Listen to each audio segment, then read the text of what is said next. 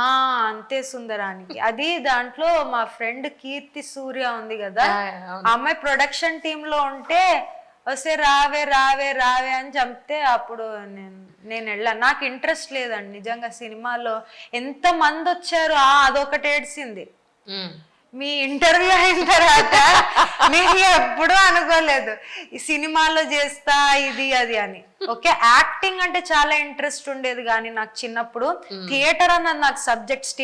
Stage అంటే నాకు ప్రాణం అండి. స్టేజ్ మీద యాక్టింగ్ చేయమండి చేస్తా. స్క్రీన్ ముందు నా ఇంట్రెస్ట్ కాదు, నాకు ఇష్టం లేదు. అదే పదే పదే పదే పదే ఆ సీన్ చేయడం నాకు ఇంట్రెస్ట్ లేదు. అదంతే. నాకు ఇంట్లో ప్రాక్టీస్ చేసుకొని ఒక డ్యాన్స్ స్టూడియోలో ప్రాక్టీస్ చేసుకొని అది వేదిక మీద చేయడం నాకు అది interest. I'm just a stage person. We all have preferences. Stage is my preference, screen is not my preference. ఆ రోజు ఇంకా నాకు కన్ఫర్మ్ అయిపోయింది. అంతమంది జనాలు చూసేసి హెడ్ఏక్ వచ్చేసింది నాకు ఆ సెట్టింగ్ లో. ఎంత నాకు నచ్చిన యాక్టర్స్ ఉన్నా I did not enjoy the experience of being on screen. Hopefully మళ్ళీ ఇంటర్వ్యూ ఆఫర్లు తేకపోతే బాగుంటుంది. ఎంత మా అమ్మమ్మ కూడా కలిసింది వీళ్ళని. ఆవిడ పుణ్యాన చాలా కష్టాలు అందరూ వచ్చేసారు ఇంటికి. మీరు చూడటానికి బాగుంటారు, ఈ కిస్సింగ్ సీన్ చేస్తారా ఏంటండి బాబు. ఎవడనో ఒకరు ఫుల్ టైం యాక్టర్ ఉన్నారనుకోండి, యాక్టింగ్ కే జీవితాన్ని అంకితం చేశారనుకోండి, అప్పుడు దానికి అర్థం ఉంది. ఏ సీన్ అన్నా చేస్తాను, నాకు యాక్టింగ్ అంటే ఇష్టము. ఎంత ఇష్టం అంటే మీరు ఏ సీన్ చేసినా నేను ఇరగదీస్తాను, అది వేరు. నేను బొమ్మలాగా అందంగా ఉన్నా అని వస్తారా కిస్సింగ్ సీన్ అదేంటి? నాకు యాక్టింగ్కి నేను జీవితంగా అంకితం చేయలేదు కదా, డాన్స్కి జీవితంగా అంకితం చేశా. సో మీరు ఏ సీన్ ఇస్తే నేను అది చేసేయడానికి ఇక్కడ లేను. ఫస్ట్ నాకు అసలు ఇంట్రెస్ట్ లేదు మూవీస్లో. So hopefully I do not get, really చెప్తున్నాను, నాకు ఏ ఆఫర్స్ వద్దు. నన్ను ఎవడు సినిమాలకి చూడటానికి బాగుంటే సినిమాలకి వాడేసుకోక్కర్లేదు. ఆడవాళ్ళని చూడటానికి బాగుంటే సంఘానికి సేవ చేయొచ్చు, డాన్స్ చేయొచ్చు, సంగీతం పాడచ్చు, ఏదన్నా చేయొచ్చు. ఇదొక స్పెసిఫికేషన్ అయిపోయింది. చూడ్డానికి బాగుంటే సినిమా, చూడ్డానికి బాగుంటే సినిమా, కమాన్. నెక్స్ట్ ఇంకొకరు ఎవరు ఉన్నారు?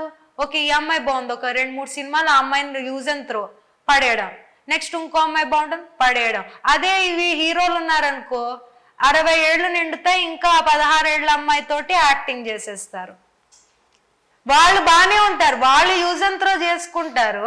పాపం ఈ అమ్మాయిలే యూజ్ అండ్ త్రో అయిపోతారు.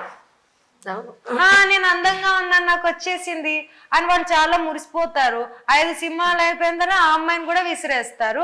ఆ హీరో హాయిగానే ఉంటాడు, 60 ఏళ్ళు. మనవాళ్ళు కూడా ఉంటారు, మనవరాలు ఏజ్ ఉంటుంది హీరోయిన్. అవును, అది very great, very great culture.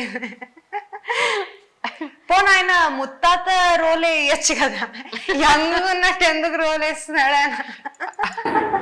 వయసు తగ్గ క్యారెక్టర్స్ ఎవరు ఇవ్వట్లేదు, వయసు తగ్గ క్యారెక్టర్స్ ఎవరు ఇవ్వట్లేదు. విగ్గులు వాడికి బాగా బిజినెస్ అవుతుంది కానీ నేను విగ్గులు చేసుకునే దాన్ని అయి ఉంటే బాగానే డబ్బులు సంపాదించేదాన్ని. కానీ ఒక ప్రొఫెషనల్ డాన్సర్గా ఒక కెరియర్ని ఉంచుకుంటే అది రిస్కే అన్నట్టుగా, మరి వేళ అంత రిస్క్ తీసుకోవడానికి ఎవరు ముందుకు వస్తారు? బాగా అడిగారు. ఎవరు ముందుకు వస్తారంటే, ఆల్రెడీ కష్టాలు ఎదుర్కొన్న వాడికి ఇది ఇంకో కష్టం అని అందుకే చెప్తున్నాను. డబ్బులున్న వాళ్ళు, డబ్బులనే కాదు చాలా సుఖం అలవాటైన వాడు రిస్క్ తీసుకోడు. వాడికి అదే మ్యాట్రస్సే ఉండాలి వాడు మంచం మీద, అదే ఏసీ ఉండాలి, అంతే టెంపరేచర్ ఉండాలి. అలాంటి సుఖం ఉన్నవాడు రిస్క్ తీసుకోలేడు. ఎవడైతే వాడికి చిన్నప్పటి నుంచి కష్టాలు, వాళ్ళ తల్లిదండ్రులు పడే కష్టాలు చూడటము, వాడు చుట్టూ పక్కన ఒకప్పుడు ఏమవుతుందంటే రిచ్ అయినా, ఇప్పుడు నేను మరీ పువర్ కాదు మరీ రిచ్ కాదు, మధ్య తరగతి దాన్ని. కానీ నాకు వచ్చే అకాడమీలో నేను డాన్స్ క్లాస్ నేర్చుకున్నప్పుడు చిన్న చిన్న స్లమ్స్ నుంచి వచ్చే వాళ్ళు ఉండేవారు. వాళ్ళ ఇంటికి వెళ్తే భోజనము రిచ్ పీపుల్ కంటే వాళ్ళే బాగా పెడతారు. వాళ్ళ ఇంట్లో అన్ని సరుకులు అయిపోయినా ఇంకా రేపటి వరకు తినక్కర్లేదు అన్నట్టు భోజనం పెడతారు. ఎందుకంటే ఆల్రెడీ మన దగ్గర ఏం లేదు, కానీ మనిషి సుఖంగా ఉండాలి, అలా ఉంటుంది. మనకు ఆల్రెడీ కష్టాలు అలవాటైన వాడే కష్టపడతాడు. సో చిన్నప్పటి నుంచి పిల్లలకి, అరే బుజ్జు నాన్న నీకు చెయ్యి అలసిపోయిందా, కూర్చో నాన్న నీకు గ్లూకాన్ డి ఇస్తాను అంటే వాడు కష్టపడ్డు. అమ్మ నాకు గ్లూకాన్ డి ఎక్కడని 30 ఏళ్ళు వచ్చిన తర్వాత కూడా అలాగే కూర్చొని వాళ్ళ అమ్మ కుంటుకుంటూ పోవా గ్లూకాన్ డి ఇస్తుంది ఓకే. ఓకే, ఎవడైతే నువ్వు లేచి తీసుకోపో, నువ్వు ఆటో పట్టుకొని వెళ్ళు, ఇది లైఫ్ అని చెప్పారనుకో, మా అమ్మ అంది సారీ నేను ఇంతే చేయగలను, నేను హాస్పిటల్లో ఉండి నీకు జడలు అల్లాలంటే, నీకు అన్ని చేయాలంటే కుదరదు, నీకు క్లాస్కి ఫీజు, నీకు అన్ని ఫీజులు కడతాను, నీకు ఫుడ్ పెట్టగలిగినప్పుడు పెడతా, కానీ నీ అంతటి నువ్వు పనులు చేసుకోవాలి, సారీ నీకు నీ తండ్రి లేడు ఇక్కడ. ఇప్పుడు ఏం చేస్తావు, ప్రాబ్లం సొల్యూషన్. ఎవరికైతే ప్రాబ్లం సొల్యూషన్ చేయడం అలవాటవుతుందో చిన్నప్పటి నుంచి, పిల్లలకి ప్రాబ్లం వచ్చి నేను నీకు సాల్వ్ చేస్తా కన్నా, నువ్వు ఏం చేయక్కర్లే, అయ్యో నువ్వు కుక్కర్ నుంచి అన్నం కింద పెట్టుకోలేవా, నేను తీస్తాలే, నువ్వు వడ్డించుకోలేవా, నేను తీస్తాలే.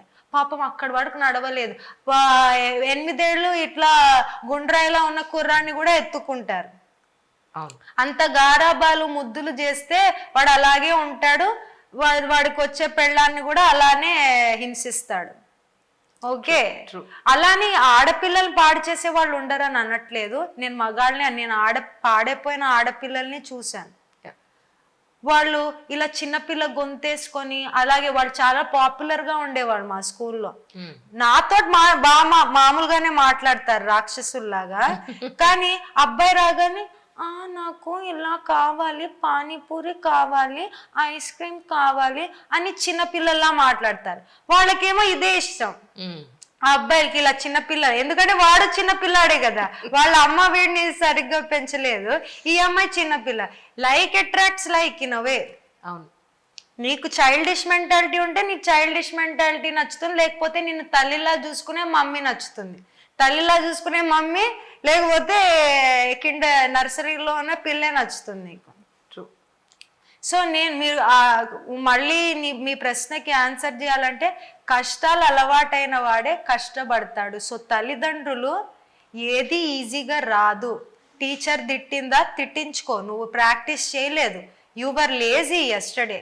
మా అమ్మ అలాగే అంది, నేను రోజు ప్రాక్టీస్ చేసేసి సినిమాలో చూపించినట్టు కాలేదు, నేను బద్దకించాను. అప్పుడు తిట్టినప్పుడు, టీచర్ తిడితే నాకు సంబంధం లేదు, నువ్వు ప్రాక్టీస్ చేయడం నేను చూడలేదే, నువ్వు హోంవర్క్ చేయడం నేను చూడలేదే, నువ్వు పరీక్షకు సరిగ్గా చదవడం నేను చూడలేదే. తిట్టించుకో, face the consequences. If you choose not to work, I'm not going to rescue you అని పేరెంట్స్ పెంచాలి. నిన్ను నేను ఆపదల నుంచి నేను కాపాడను. ఎగ్జాక్ట్లీ.